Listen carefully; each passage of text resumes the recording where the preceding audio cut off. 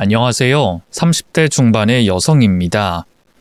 얼마 전 친구의 소개로 이 채널을 알게 되어 매일 늦은 밤까지 사연을 듣고 있는데요. 그러다 문득 제 이야기를 써서 보내면 재밌을 것 같은 마음이 들었습니다.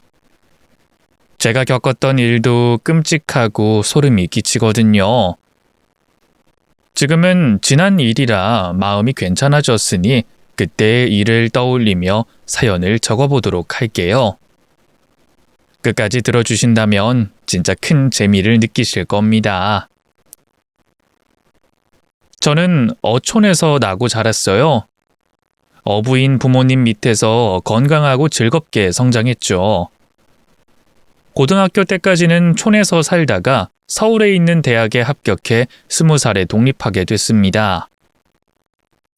부모님은 도시에 있는 대학에 가는 걸 꺼리셨는데 이름난 명문대에 합격했더니 바로 허락해 주시고 지원해 주시겠다고 하셨어요. 또 제가 명문대에 들어갔다는 걸 현수막으로 크게 뽑아 마을 곳곳에 달아두셨답니다. 그렇게 서울로 처음 올라와서 기숙사 생활을 시작하게 됐고 우등생들 사이에서 치열하게 공부했어요. 대학 다니는 동안에는 남자를 한 번도 사귄 적이 없었고 술자리나 MT 같은 것들도 다 빠졌습니다. 다른 친구들은 놀면서도 성적이 잘 나오는데 저는 엉덩이를 붙이고 죽어라 공부해야 따라갈 수 있었거든요.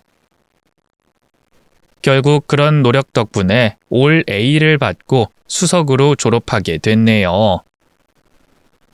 대학을 졸업하고는 명문대 졸업장과 우수한 성적으로 대기업에 입사하게 됐습니다. 저는 회사만 취직하면 인생을 성공한 줄 알았는데 전혀 아니었어요. 큰 회사에 들어가 남들보다 많은 연봉을 받는 것일 뿐 일은 정말 많이 했죠. 야근을 하지 않으면 일 처리를 다 하지 못할 정도로 일이 많았고 주말에는 머리를 쥐어짜며 공부도 하고 기획서도 쓰고 그랬어요. 그렇게 바쁘게 지냈더니 어느새 나이는 30이 다 됐답니다. 연애는 회사 동기와 수년 동안 사귀었는데 그 남자가 해외로 발령이 나면서 몸이 멀어지게 되니 헤어졌습니다. 이후 연애를 쉬다가 회사와 연계된 사업가들과 미팅하는 자리가 있었는데 거기서 인연이 되는 남자를 만나게 됐습니다. 저희 두 사람은 서로에게 똑같이 관심을 가졌고 연락처를 교환하고 자주 카톡을 주고받았어요. 그러다 호감이 더 생겨서 썸이라는 걸 타게 됐는데 정말 괜찮은 남자로 느껴졌답니다. 저는 결혼 생각이 없어 연애만 할 생각이었는데 그는 저와 생각이 달랐습니다. 민지야, 우리 이렇게 좋은데 결혼하면 안 될까? 결혼?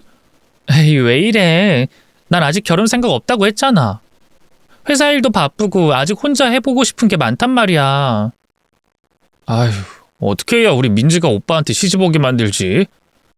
민지야, 너 애기 낳고 싶지 않아? 난 우리 닮은 아들을 가지고 싶은데. 그럼 결혼은 나중에 하고 애기 먼저 낳을까? 또 애기 타령이야? 오빠는 왜 이렇게 애기 이야기를 많이 해? 그리고 왜 아들만 낳고 싶다 그러는 거야? 오빠 남아 선호 사상 있고 그런 거야? 아니, 뭐 딸도 좋지. 그럼 결혼은 나중에 하고 먼저 아들, 딸 둘 낳고 살자, 응? 결혼하겠다고 한 것도 아닌데 애부터 낳자고? 오빠 지금 장난해? 장난 아니야. 나 진짜 널 닮은 아이를 가지고 싶어서 그런단 말이야. 민지야, 내가 너한테 믿음을 주지 못하는 거니? 그게 아니라니까. 난 그냥 준비가 안 됐어. 결혼은 아주 늦게 할 거라고. 치사하다, 치사해. 그래, 나도 빈정상해서 너랑 결혼 안 한다. 그는 아이를 굉장히 좋아했는지 매번 아들을 낳고 싶다고 노래를 불렀습니다. 하지만 저는 아직은 결혼할 때가 아닌 것 같아 거절을 거듭했죠. 그런데 아주 충격적인 일이 생기고 말았어요. 속이 안 좋아서 병원에 갔더니 임신이 됐다는 겁니다. 저는 남자친구와 피임을 하고 있었는데 어떻게 이런 일이 생겼는지 의문이었습니다. 그래서 의사 선생님한테 물어보니 세상에 100% 피임은 없다고 하더군요. 결국 남친에게 임신 소식을 전했어요. 오빠, 이걸 어떻게 말해야 하나? 왜? 무슨 일 있어? 민지야, 너 얼굴이 왜 이렇게 어두워? 어디 아프기라도 한 거야? 그게 아니라 나 임신이래. 내과에 갔다가 산부인과 가보라고 해서 갔더니 임신 4주래. 그 말을 전했더니 남자친구는 소리를 지르며 기뻐했습니다. 야호! 민지야, 드디어 네가 오빠 소원을 들어줬구나. 그래서 아들이래, 딸이래? 오빤 지금 상황이 좋기만 하지? 내가 왜 임신이 된 건지는 오빠가 말해봐. 그야 우리 둘이 불붙은 사랑을 해서 그런 거지. 우린 항상 조심했잖아. 근데 어떻게 임신이 될 수 있지? 100% 조심해도 한 번 실수하면 그렇게 되는 거야.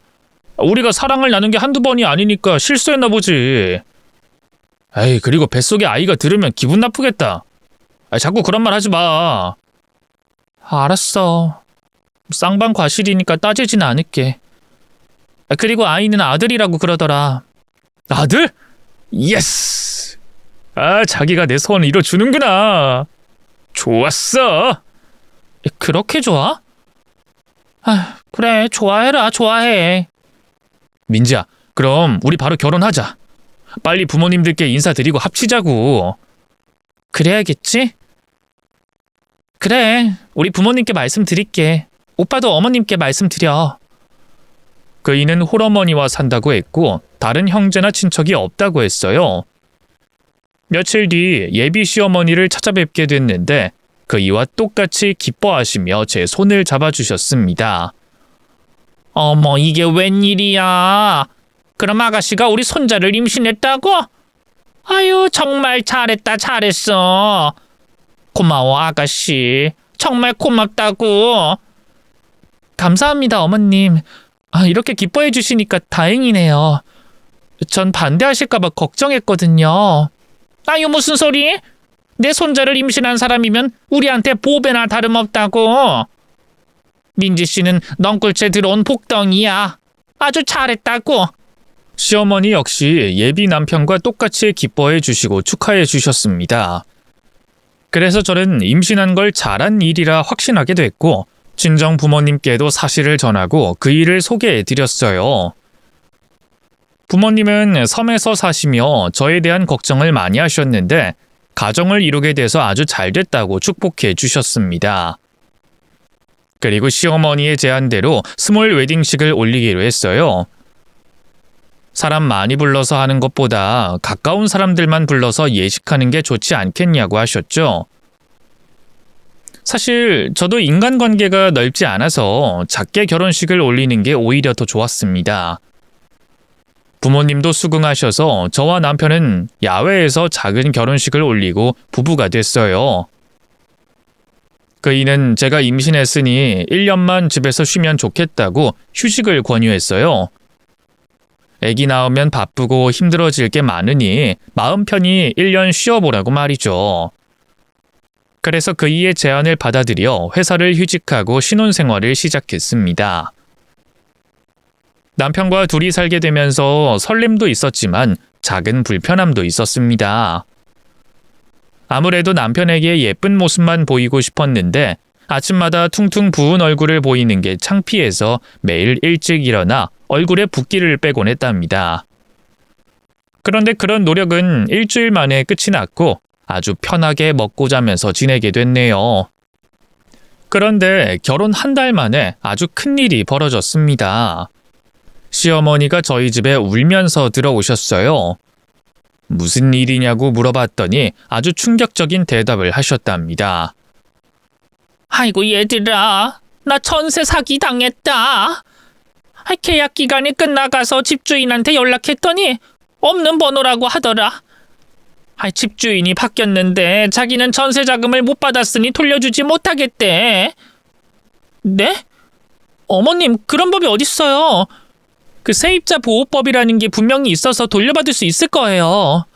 나도 그 소리 듣고 변호사를 찾아가 봤는데 기존 집주인을 고소해야 하는데 주민등록 말소하고 사라졌더구나. 그놈이 집이 여러 채 있었는데 이런 식으로 세입자들 전세 자금을 떼어먹고 참수탄 거래. 전세 사기는 법으로 끌고 가도 받아내기도 어렵다더라. 어머님, 나라에서 지급해주는 건요? 그건 못 받는데요? 그럴 것 같대. 변호사가 신청하라고 해서 이것저것 써서 접수했는데 큰 기대는 하지 말라더라. 어머님, 일을 어떡해요? 정말 유감스럽고 슬픈 일이에요. 아휴, 이게 내 팔짱가 보지. 얘야, 염치 없지만 당분간 내가 여기서 지내면 안 되겠니? 내가 돈 벌어서 금방 나갈게. 당연히 되죠, 어머님. 지내실 곳도 없는데 어딜 가서 지내시겠어요. 내 집이다 편하게 생각하시고 지내세요. 아휴, 우리 새애기가 이렇게 마음이 착하니 천만다행이다. 난 쫓겨나서 길바닥에서 노숙하면 어쩌나 걱정이었거든. 어머님, 세상에 부모님을 그런 식으로 대하는 자식이 어디 있겠어요. 지금 충격이 심하신 것 같아서 그런 생각하신 모양이에요. 어머님, 얼른 짐부터 푸세요. 제가 도와드릴게요. 시어머니가 전세 사기를 당하셔서 하는 수 없이 저희 신혼집에서 같이 지내게 됐습니다. 남편은 저에게 고맙다며 1년만 같이 살다가 다른 집을 알아봐 드린다고 했어요. 제가 아이를 낳으면 일이 술술 풀릴 거라며 긍정적으로 생각하고 있더라고요. 그래서 시어머니와 함께 지내게 됐는데 불편한 건 딱히 없었습니다. 어머님은 아침을 드시고 일을 나가셨고 저녁에 오셔서 함께 식사하고 방에 들어가서 조용히 쉬셨어요. 저에게 한마디 잔소리도 하지 않으셔서 눈치 보일 일도 하나도 없었죠. 그런데 시어머니와 남편이 저를 빼고 외출을 하곤 했습니다. 여보, 어머님, 두 분은 매주 어딜 그렇게 가시는 거예요? 저만 빼놓고 어디 좋은 데 가시는 거예요? 아유, 아니다 얘야. 좋은 데 가는데 너를 두고 가겠니? 내 전세 사기 때문에 볼일 보러 가는 거야. 돈 받을 방법이 있다고 해서 아들이랑 같이 가는 거라고. 넌 임신 중이니 이런 데 신경 쓰거나 스트레스 받게 해주고 싶지 않았어. 이 CM이 마음 알겠지? 그 일 때문이었군요. 네, 잘 알겠어요. 얼른 나가서 볼일 보고 오세요. 여보, 어머님 잘 모시고 다녀와. 편히 쉬고 있어. 먹고 싶은 거 있으면 카톡 보내고. 내 걱정하지 말고 그 전세 사기꾼이나 꼭 잡도록 해. 얼른 가봐. 시어머니의 전세 사기 때문에 남편과 매주 바쁘게 움직였답니다. 피해 금액이 수억 원이나 되니 쉽게 포기할 수가 없었던 거죠. 백방으로 뛰어다니며 자문을 받거나 도망간 집주인이 있다는 곳을 전해 듣고 찾아보기도 하셨대요. 그런데 늘 허탕이었고 제대로 일이 풀리지 않아 계속 제자리 걸음이었답니다. 그러던 어느 주말에 남편과 시어머니가 여느 때처럼 사라진 집주인의 행방을 전해 들었다며 찾아간다고 외출하셨어요. 그날도 고생하시겠구나 생각하고 혼자 집에서 지내고 있었는데 갑자기 빵이 너무 먹고 싶어서 슬리퍼를 신고 빵집을 갔답니다. 가득 담은 장바구니를 들고 밖으로 나왔는데 전세 사기 때문에 볼일 보러 갔다는 시어머니가 어떤 젊은 남자랑 팔짱 끼고 가는 걸 보게 됐습니다. 제 남편은 어디로 갔는지 보이지 않았고요. 그래서 무슨 일인가 싶어 시어머니한테 다가가 보기로 했어요. 이윽고 시어머니의 뒤를 바짝 붙었는데 대화를 들어보니 젊은 남자와 연인 사이로 들렸습니다. 허니, 우리 저기 들렸다 가자. 이 누나가 몸보신 좀 해야겠어. 또 모텔 가자고? 누나, 어제도 다녀왔잖아. 왜 이렇게 밝히는 거야? 야, 이 누나가 요즘 스트레스가 장난 아니라서 이렇게 해서라도 풀어야 해. 잔말 말고 퇴실하고 가자. 알았어. 대신 나 용돈 좀 두둑하게 줘야 해. 걱정하지 마. 이 누나가 남아도는 게 돈이라고. 역시 우리 누나는 통이 커. 그럼 나 이번에 차 좀 바꿔주라. 벤츠는 이제 질려서 페라리로 갈아타고 싶어. 슈퍼카로 한 대 딱 뽑아주시면 내가 누나 매일매일 홍콩 보내줄게. 페라리? 그 정도야 이 누나한테 껌이지. 그래 좋다. 차 바꿔줄 테니까 오늘은 모텔 가서 나 웃게 해줘. 시어머니와 40대 초반으로 보이는 남자는 곧 모텔 골목으로 들어가더니 자연스럽게 모텔 건물 안으로 들어갔습니다. 둘이 나눈 대화도 충격이었고 모텔을 들어가는 것도 소름 끼치더군요. 물론 시어머니의 사생활이라는 건 알겠는데 저한테는 전세 사기 당했다고 저희 신혼집에서 지내면서 젊은 남자한테 돈까지 써가면서 만나는 걸 알게 되니 기분이 좀 그렇더라고요. 그렇다면 제 남편은 도대체 어디 있는 건가 궁금해서 바로 전화를 걸어봤어요. 오빠, 지금 어디야? 지금 엄마랑 변호사 사무실에 왔어. 다른 피해자들이랑 같이 모여서 만나는 중이야. 근데 무슨 일이야? 아, 어머님이랑 있어? 아니, 그냥 일이 잘 되나 싶어서 궁금해서 전화해봤어. 아이고, 우리 마누라가 이렇게 착해요. 여보, 먹고 싶은 거 있어? 이따 밤에 사가지고 들어갈게. 아니야, 지금 막 빵집에서 나오는 길이야. 그럼 이따 밤에 봐. 그이도 거짓말하는 걸 보니 뒤에서 무슨 짓을 하는 거라 확신했습니다. 두 모자가 밤에 들어왔는데 천연덕스럽게 전세 사기에 대해 말하더군요. 아유, 새아가. 오늘도 별다른 수확이 없구나. 에휴, 이 노인네가 무식해서 이런 일을 당한 거지. 엄마 너무 상심하지 마. 우리한텐 아직 희망이 있다고. 우리 아들 태어나면 완전히 달라질 거야. 하긴 우리 손자가 태어나기만 하면 지난 일 다 잊고 잘 살 수 있을 것 같기는 하다. 두 모자는 서로 다른 곳을 다녀왔으면서 말을 잘 맞췄더라고요. 그래서 저도 시어머니를 길에서 본 걸 말하지 않았고 남편에게도 별다른 소리를 하지 않았습니다. 어디부터 어디까지가 두 사람이 진실을 말하는 건지 가늠이 되지 않아 시모자를 제대로 감시해 보기로 했어요. 이틀 동안 시어머니 뒤를 쫓아봤는데 일을 다니긴커녕 젊은 남자와 데이트를 하러 갔더군요. 그리고 남편 회사를 가봤는데 사업장이 조용했습니다. 한 달 전까지만 해도 회사에 직원들도 있었고 잘 운영되는 걸 봤었는데 불도 꺼져 있고 안에는 아무도 없는 것 같았어요. 그럼 남편은 회사가 아닌 어디서 뭐 하는지 알아내야 했죠. 다음 날 그 일을 따라가기로 마음먹고 침대에 누웠습니다. 그런데 새벽 2시가 되자 남편이 몸을 움직여 방을 나가더라고요. 이에 저도 까치발을 들고 안방 문 뒤에서 그 일을 훔쳐봤습니다.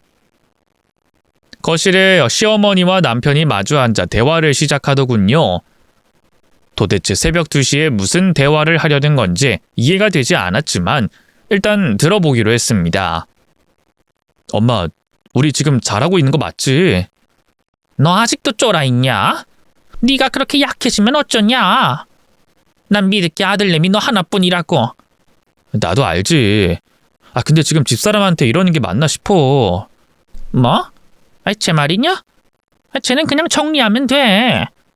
이 엄마가 알아서 정리해 줄 테니까 걱정하지 말아라. 돈으로 해결하든 다른 방법으로 처리하든 해야지. 내가 아는 흥신소 사람이 있는데 돈만 주면 뭐든지 해결해줘. 쥐도 새도 모르게 사라지게 할 수 있다고. 그러니까 우린 손자만 생각하자. 왜 아무리 그래도 그건 너무하지 않나? 쥐도 새도 모르게 사라지게 하다니. 우리 짐승은 되지 말자, 엄마.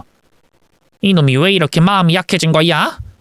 너 쟤 임신시키려고 고생 많이 했다며? 겨우 성공해서 이제 2다리 뻗고 살 수 있을 것 같은데 이제 와서 양심의 가책을 느끼니? 이제 거의 다 왔어. 내년이면 우리한테 큰 게 들어올 거야.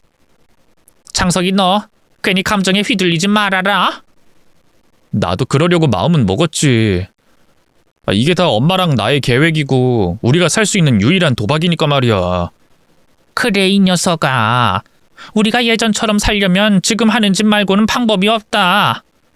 그러니까 무조건 네 색시한테 잘해줘라. 애 낳고 나면 내가 알아서 정리해 줄 테니까 걱정하지 말고. 알겠어, 엄마. 내일은 희선이한테 가보자. 걔가 날 의심하고 있어. 지방에 있는 내 회사 주소를 알려달라고 해. 아이, 순딩이가 왜 이렇게 변했는지 몰라. 아유, 큰년도 문제네. 걱정하지 마. 나랑 내일 같이 가서 안심시켜주면 돼. 걔는 내가 하는 말 다 믿을 거야. 알겠어. 우리 앞으로 9개월은 이렇게 살아야 하는 거지? 아들 태어나면 모든 고생이 끝나는 거지? 아유, 그렇다니까. 이 엄마가 어떤 사람인지 아직도 모르냐? 내가 계획 세운 일들은 항상 성공했다고. 이 작전만 끝나면 우린 돈방석에 앉을 거다. 두 모자의 대화를 다 듣자 소름 끼치고 어지럽더군요. 제가 아들을 낳으면 정리하겠다는 말은 무슨 뜻이고 희선이라는 여자는 누구고 돈방석에 오른다는 말도 이해가 되지 않았습니다. 두 사람의 대화에는 전세 사기라는 말은 한 번도 나오지 않았답니다. 남편이 다시 방으로 들어오려고 일어서길래 침대 안으로 달려가 자는 척했어요. 다행히 들키지 않고 그날 밤은 지나갔습니다. 이튿날 시모자와 함께 아침을 먹었고 아무것도 모른 척하며 시어머니와 남편이 출근할 때 방긋 웃으며 인사했습니다. 그리고 바로 옷을 갖춰 입고 두 사람의 뒤를 미행했습니다.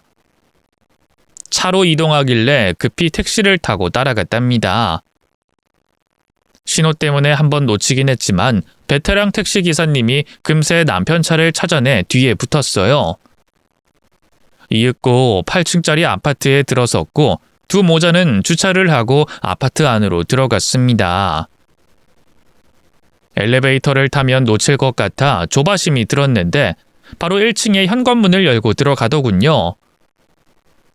하늘이 도왔구나 하는 생각을 하면서 잠시 심호흡을 하고 마음의 준비를 했습니다.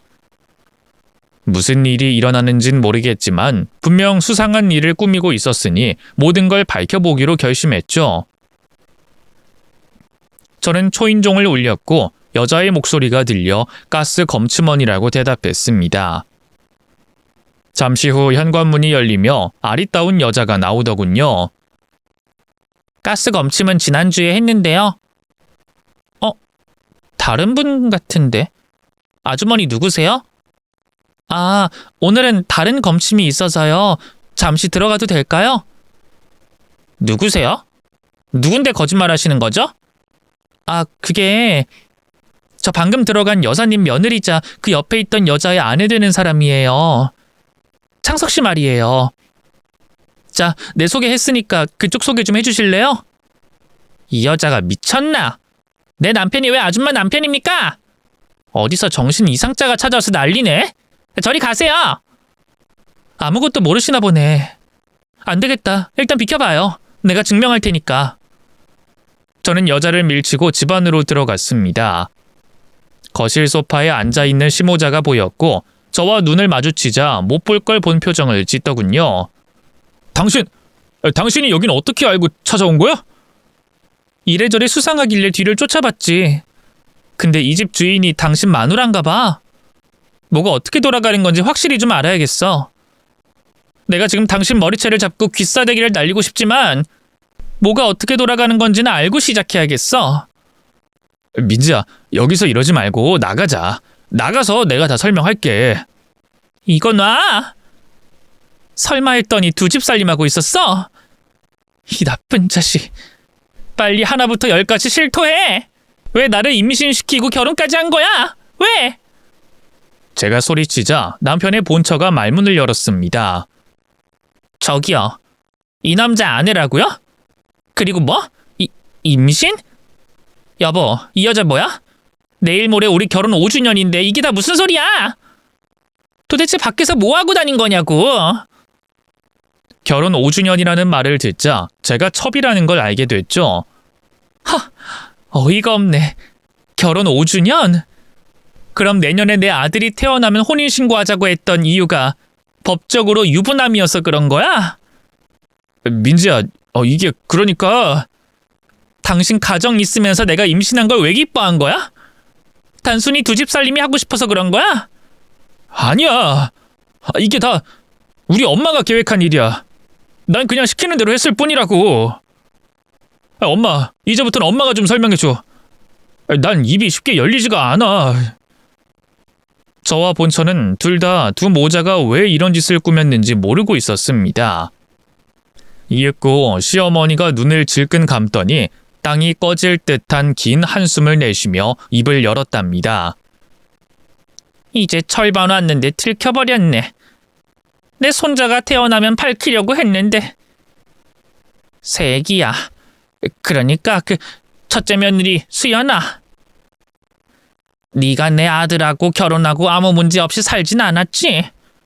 네가 불임이라는 문제가 있잖니. 그래서 우린 손자를 낳아줄 여자를 찾기로 했다.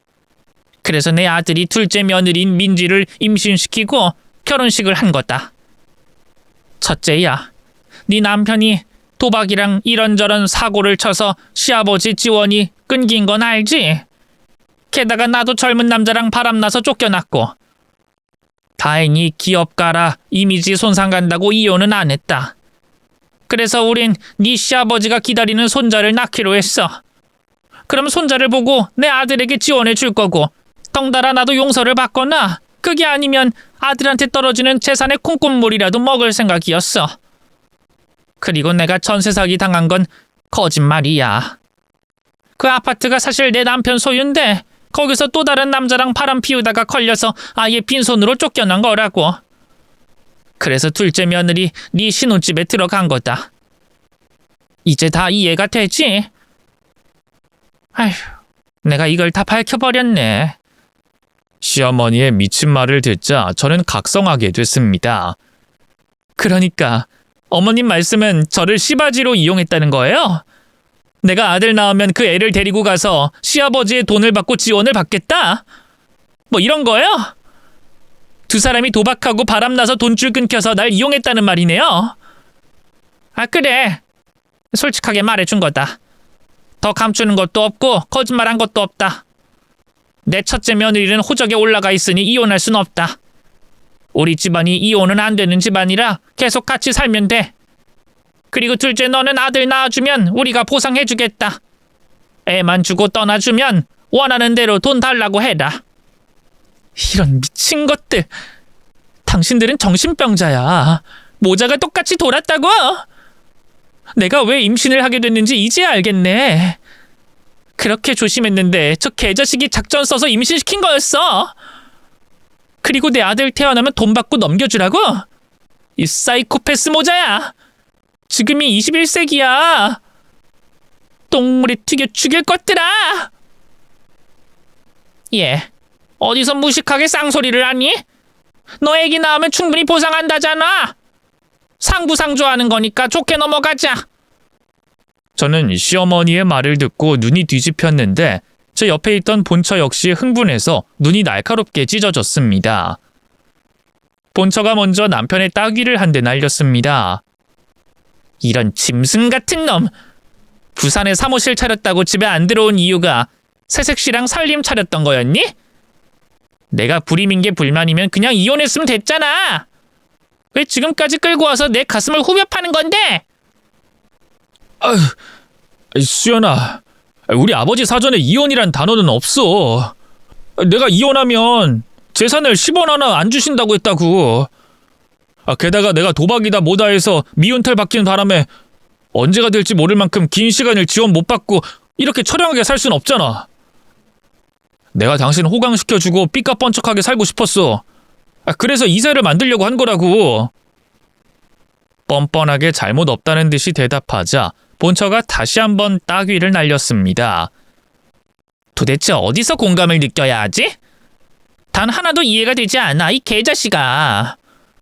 네가 도박한 것도 봐주고 술 먹고 운전해서 사고 낸 것도 참아줬는데 이젠 멀쩡한 여자 인생 망치고 날 모욕하는 짓을 해?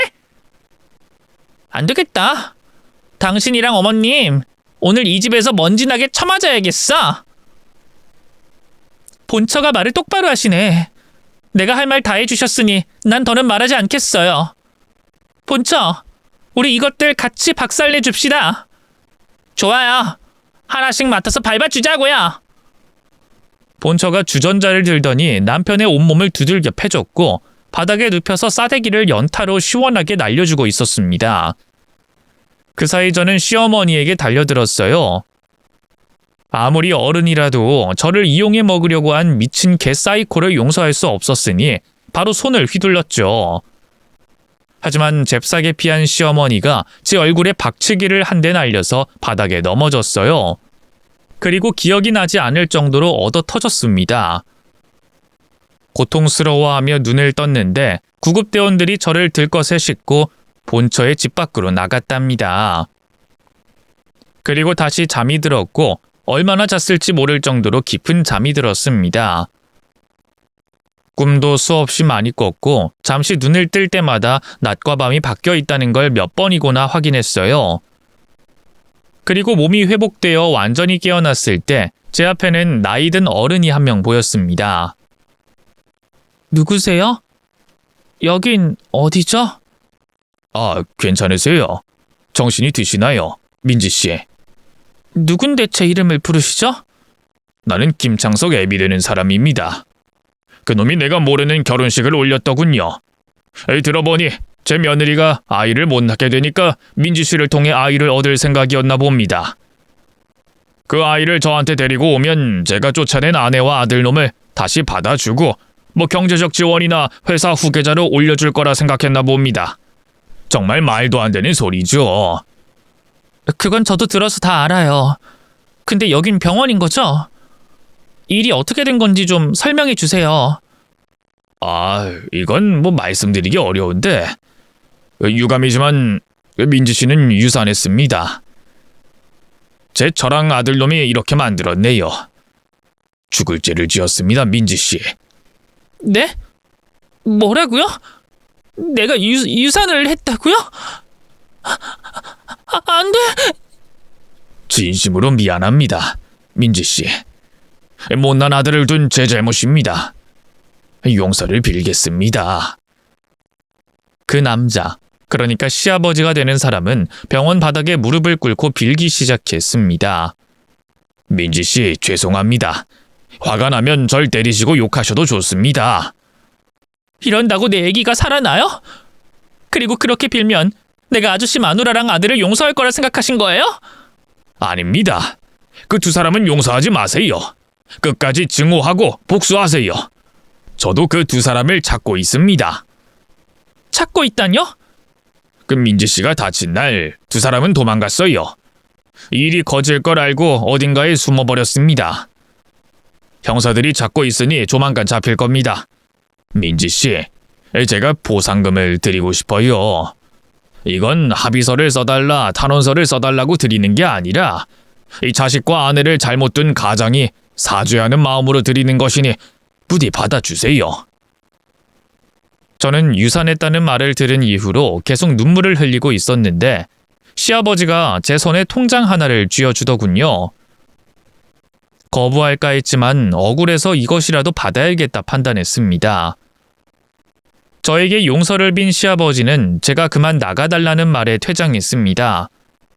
그리고 통장을 열어봤더니 깜짝 놀랄 만한 금액이 들어있었어요. 15억이라는 거금이 들어있더라고요. 물론 제 뱃속의 아이와 가치를 비교할 순 없지만 그 돈으로 위로가 됐죠. 속물처럼 들리겠지만 그것으로 큰 위로가 됐습니다. 한편 저를 돌봐주던 본처가 들어왔어요. 간호사에게 들어보니 제 옆에서 계속 간병하고 있었다고 하더라고요. 얼굴과 몸도 닦아주고 팔다리를 쉼없이 주물러줬다고 합니다. 안 좋은 일로 만나긴 했지만 저와 같은 피해자였고 저를 돌봐주고 있어서 고마운 마음으로 말했어요. 고마워요, 수연 씨. 절 돌봐주셨다면서요? 민지 씨, 미안해요. 제가 괜히 그 둘을 혼내주자고 해서 민지 씨가 다치신 것 같아요. 무슨 소리예요? 그 못된 짐승들을 혼내주는 건 아주 당연한 일이었어요. 짐승들이 저를 공격한 게 잘못이지 수연 씨 잘못이 아닙니다. 그러니까 죄책감 같은 건 가지지 마세요. 고마워요, 이해해줘서. 그리고 진심으로 유감이에요. 아이를 잃은 건 무슨 말로도 위로가 안 되겠지만 힘내시길 바랄게요. 감사해요. 근데 수연 씨는 앞으로 어떻게 살 거죠? 그 짐승들이 도망가는 바람에 해결이 안 되긴 했지만 바로 이혼 소송 해봐야죠. 그리고 시아버지가 저한테도 보상금을 주셨어요. 무릎 꿇고 비시더라고요. 저한테도 그랬어요. 그 두 모자가 왜 시아버지한테 쫓겨나고 지원을 못 받게 됐는지 알 것 같아요. 그 시아버지라는 분은 정신이 바른 분 같더라고요. 맞아요. 아버님은 아주 좋은 분이세요. 제 남편이 도박이다 뭐다 사고치면서 지원을 끊으셨는데 저한테는 따로 미안하다고 여러 번 돈을 붙여주셨어요. 어쨌든 이제 그 두 모자만 잡히면 일이 끝나겠네요. 본처와 저는 손을 잡고 마지막까지 두 짐승의 결말을 지켜보기로 했습니다. 며칠 뒤 저는 병원에서 퇴원했고 신혼집에 가서 짐을 정리했어요. 그리고 제가 해온 가전과 가구를 모두 출장 기사님에게 중고로 팔아서 치웠습니다. 이제 다시는 그 집에 들어갈 일이 없었죠. 그래서 잠시 호텔에서 묵기로 했어요. 시아버지가 준 돈이 아주 많았으니 이 정도 사치는 부려볼 만했네요.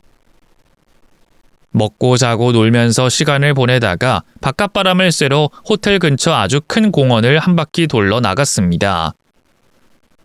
어둠이 깔리고 가로등불이 차례대로 불을 비춰줬는데 그날은 공원 안에 사람 한 명 보이지 않더라고요. 긴장을 풀고 천천히 걷고 있었는데 누군가 뒤에서 제 어깨를 잡아 돌려 세우더군요. 바로 제 남편과 시어머니였습니다. 당신들 여기서 뭐 하는 거야? 당장 경찰에 신고하겠어. 남편이 제 핸드폰을 가로채더니 바닥에 내동댕이 치면서 실컷 밟아 망가뜨렸습니다. 어허, 새아가. 어디서 까부는 거냐? 우리가 너 때문에 많이 난처하고 곤란해졌어. 우리가 도망 중인 건 알지? 그래, 이 사악한 마녀야. 니년과 네 아들이 내 뱃속의 아이를 그렇게 만들었기 때문이지. 또 사기 결혼으로 고소했으니 그건 역시 피할 수 없을 테고. 당신 둘은 아무것도 가진 게 없으니 도망을 택한 거지. 이년아, 너만 가만히 있었으면 우리가 이렇게까지 바닥을 치진 않았을 거야. 그냥 조용히 아들 하나 낳았으면 다들 해피엔딩을 맞았을 거라고. 근데 나랑 내 아들은 지금 도망자 신세네? 겁대가리 없이 내 앞에 나타난 이유가 뭐지? 또 무슨 짓 벌이려고? 무슨 짓은? 네가 내 남편한테 받은 돈을 내가 돌려받으려고 온 거야. 그 통장 지금 가지고 있지? 아들, 전혀 옷 뒤져봐라. 알았어. 야, 일로 와. 너 하나 때문에 뺑이 치는 것도 존나 억울한데 그 돈이라도 받아야겠으니까 당장 내놔. 미련한 것들. 내가 바보냐, 통장 들고 다니게? 이거 놓지 못해? 이 짐승보다 못한 놈아? 날 씨바지로 쓰려고 했던 악랄한 놈! 아이씨, 너도 좋았잖아. 나 때문에 결혼도 하고 좋았잖아. 돈도 15억이나 받았으면 성공한 거 아니야? 우리가 다 달라고는 안 할게. 반절만 받을게. 7억 5천만 원만 내놔. 넌 그 돈을 들고 다니니? 이 띨띨한 놈아? 그래, 그렇지. 그럼 그 돈을 우리가 어떻게 받을 수 있을까? 엄마, 방법 있어? 그야 쉽지. 네가 2년 여기다 잡아두고 있어. 내가 호텔에 가서 가지고 나올게. 마스크 쓰고 가니까 안 걸릴 거야. 이럴 때 코로나가 우릴 돕네. 들었지? 우리 엄마가 다녀온다니까 호텔 룸 번호 말해. 1004호. 천사? 이게 구라를 치려면 그럴싸하게 치든가 이씨. 당장 제대로 말해주지 못해? 진짜 1004호야. 나한테 카드키 있어, 봐봐. 진짜네? 야, 엄마, 얼른 다녀와. 날 밝으면 2년 통장 털어서 튀자고.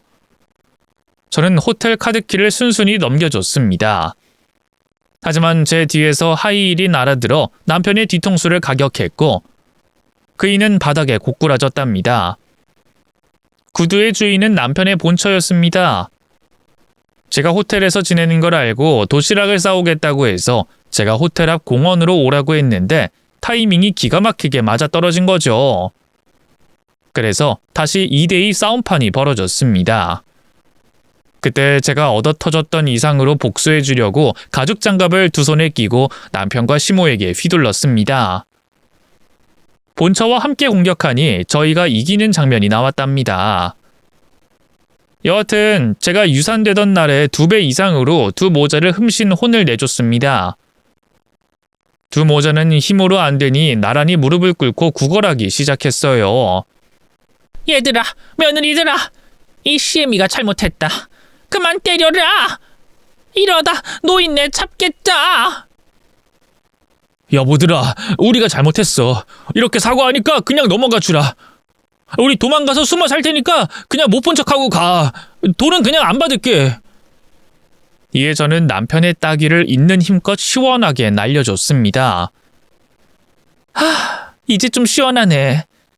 네 놈이 진심이든 아니든 내 앞에 무릎 꿇고 사정하는 걸 보니까 내가 이긴 것 같다.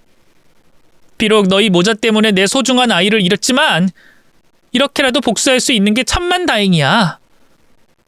그래 새아가, 네가 우리를 사정없이 족쳤으니 여기서 끝내자. 우리 그만 사라질게.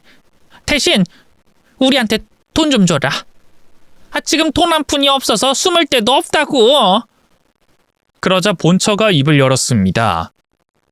지낼 곳이 없어서 노숙이라도 하셨나 보네. 지금 자세히 보니까 꼴이 말이 아니네. 그럼 내가 호텔로 모실게요. 먹여주고 재워줄 테니까 걱정하지 마세요. 그리고 두 사람이 바라는 돈은 생각해보고 줄게요. 정말이야? 아유, 역시 내 첫째 며느리가 최고다. 아이고 좋아라. 호텔 방에 가서 몸이나 찢어야겠다. 네 어머님, 제가 미리 모셔갈 직원들 불렀어요. 자, 다들 우리 어머님이랑 남편 좋은 곳으로 모셔주세요. 본처가 소리치자 형사들이 여기저기 뒤에서 모습을 드러냈습니다. 아유 뭐야, 저건 누가 봐도 호텔 직원들이 아니잖아. 설마 짭새를 부른 거야? 야 첫째 며느리, 네가 우리한테 이럴 수 있는 거냐? 오갈 데 없는 년 고환연 받아줬더니 뒤통수를 날려? 이 머리 검은 짐승년아, 너나 1000년이나 가만두지 않겠어. 나중에 두고 봐라. 아들, 창서가 튀어. 엄마, 어디로 가지? 저쪽에도 형사들이 있단 말이야. 어디든 잽싸게 튀어 얼른. 우리 아지트에서 다시 만나자. 얼른 똥 빠지게 뛰어. 두 모녀는 각자 다른 방향으로 튀었지만 형사들의 손에 쉽게 잡혔습니다. 이것들 가만 안 두겠어. 니들 며느리들 꼭 복수하고 말겠다. 이 여편네들아, 니들도 나랑 결혼해서 좋았잖아. 살다 보면 바람도 피우고 유산도 할 수 있는 거지. 그런데 우릴 사기꾼이자 몰상식한 범인으로 만들어? 너희 둘 나중에 꼭 복수할 거야. 그리고 니들이 받은 돈 그거 다 내 거란 말이야. 저는 미쳐 날뛰려고 하는 남편을 보고 고개를 절레절레 흔들며 가운데 손가락을 들어 보였습니다. 깜빵 생활은 오래 하지 않겠지만 나중에 출소하고 나오면 지옥문이 펼쳐질 거다. 네 아버지가 나랑 약속했거든. 절대 받아주지 않겠다고 말이야. 남편과 시몬은 눈깔이 뒤집힌 채 쇠고랑을 차고 경찰차에 올랐습니다. 그 둘은 임산부를 공격한 것과 사기와 범죄 공모 등의 많은 죄로 징역을 받게 됐답니다. 그것이 두 모자와 마지막인 줄 알고 저는 제 인생을 새롭게 시작하기로 했습니다. 다시 대기업으로 돌아갈까 했지만 큰돈이 생기니 일을 하고 싶지 않더라고요. 그냥 하고 싶은 걸 하고 살아야겠다는 마음이 들어서 부모님이 계신 섬마을로 돌아갔습니다. 제가 겪었던 일을 모두 솔직하게 말씀드렸더니 말없이 안아주기만 했답니다. 그리고 저는 섬마을에 펜션 하나를 짓게 됐고 관광객들을 대상으로 영업하기 시작했어요. 장사가 아주 잘 되는 건 아니지만 회사 다닐 때보다는 잘 벌었습니다. 그리고 마음 편히 고향에서 지내니 스트레스 따위는 없네요. 지금 섬에 살고 있다 보니 남자를 만나진 못하고 있어요. 뭐 언젠가 인연이 찾아오리라 믿고 여유를 가지고 지내고 있습니다. 그리고 참 신기한 우연이 있는데요. 제가 사연에 글을 쓰고 있던 와중에 본처에게서 연락이 왔답니다. 흥미로운 소식을 전하려고 전화를 줬더라고요. 두 번째 부인, 안녕하셨어요? 형님, 첨년한테 연락을 다 주시고 감개무량합니다. 요즘 별일 없으시죠? 네. 저는 서울에서 아주 잘 지내고 있어요. 민지 씨는 어때요? 펜션 사업은 잘 돼가고 있는 거죠? 네, 뭐 그냥 저냥 먹고 살 정도예요. 근데 무슨 일로 연락을 다 주셨어요? 아, 우리 원수들이 출소한 건 알고 있어요? 지난달에 감옥에서 나왔다네요. 그래요? 이야, 세월 빠르네. 그래서 그것들은 뭐하고 지낸대요? 내가 그것 때문에 전화했어요. 흥미진진해서 알려주려고요. 시어머니는 출소했을 때 상태가 많이 안 좋았어요. 감옥에서 많이 힘들었는지 정신을 놔버렸나 봐요. 그래서 정신병원에 들어갔다네요. 그거 아주 흥미롭네요. 사이코패스라 사회에서 격리되길 바랬는데 아주 잘 됐네요. 우리 같은 피해자는 이제 없겠네요. 그럼 우리들 남편은요? 그 자식은 어떻게 됐어요? 그놈도 만만치 않아요. 무일푼으로 시아버지 찾아갔다가 쫓겨나고 여기저기 돌아다니면서 막노동한 것 같은데 일이 힘들다고 포기하고 노숙하고 지낸대요. 무료급식 처먹으면서 길바닥 인생 살고 있다네요. 이야, 진짜 출소하자마자 생지옥이 시작되네요. 너무 재밌어요. 아, 언니. 제가 우리 이야기를 사연으로 쓰고 있는데 지금 우리 대화 내용 마지막에 넣으면 좋겠는데요? 그러자 본처는 무슨 채널에 사연을 보내냐고 묻더군요. 그래서 썰밤이라고 알려주었고 꼭 들어보라고 전해주고 전화를 끊었답니다. 오늘 제가 당했던 일을 숨김없이 서술해봤는데요. 아마 저처럼 본의 아니게 상간녀가 되신 분들이 계실 겁니다. 유부남이 작정하고 총각이라 속이고 하늘의 별이라도 따줄 기세를 부리면 순진한 여자는 그대로 넘어가게 되죠. 어쨌든 제 마지막 복수를 듣고 속이 시원하셨으면 좋겠습니다. 그럼 재밌게 들어주셨길 믿으며 글을 마치겠습니다. 감사합니다.